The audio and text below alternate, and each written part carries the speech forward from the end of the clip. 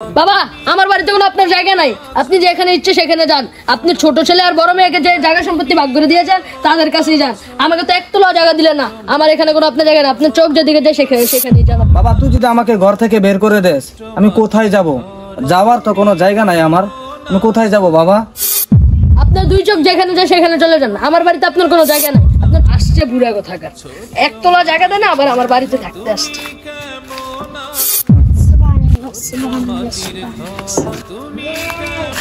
কি ব্যাপার?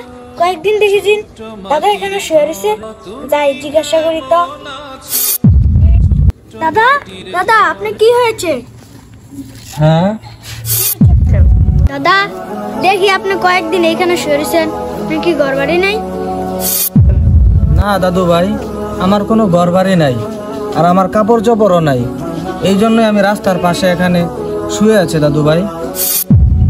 ঠিক আছে দাদা, আমি আসছি, আপনি এখানে থাকেন। যাই আমার ঘরে না কতটি পুরান কাপড় চোপড় আছে, এগুলো নিয়ে আমার দাদার কাছে যাই। এই তো এই পুরান কাপড় চোপড়টি দাদার কাছে নিয়ে যাই।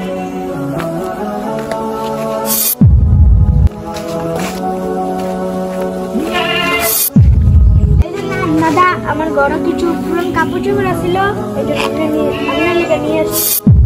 এমন একটা ছেলে যদি আমার থাকতো। দাদু ভাই কাপড়টি ধরো। দাদু আপনি কি ঘর বাড়ি নাই? আপনার ছেলে মেয়েও মানে? দাদু ভাই আমার ছেলে আছে আজকে থেকে 1 মাস আগে। বাবা আমার বাড়িতে কোনো আপনার জায়গা নাই, আপনি যেখানে ইচ্ছে সেখানে যান। আপনি ছোট ছেলে আর বড় মেয়েকে যে জায়গা সম্পত্তি ভাগ করে দিয়েছেন তাদের কাছেই যান।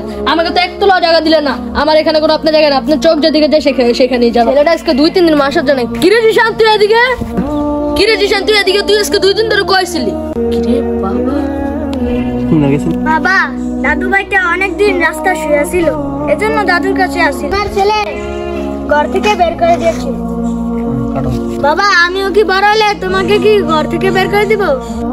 বাবা তুই তাহলে ওনাকে চিনিস না, উনিই তোর আসল দাদা। কি বলো বাবা, দাদা এখনো বেঁচে আছে? বাবা আমার ভুল হয়ে গেছে, চলো বাসায় চলো। চলো বাবা।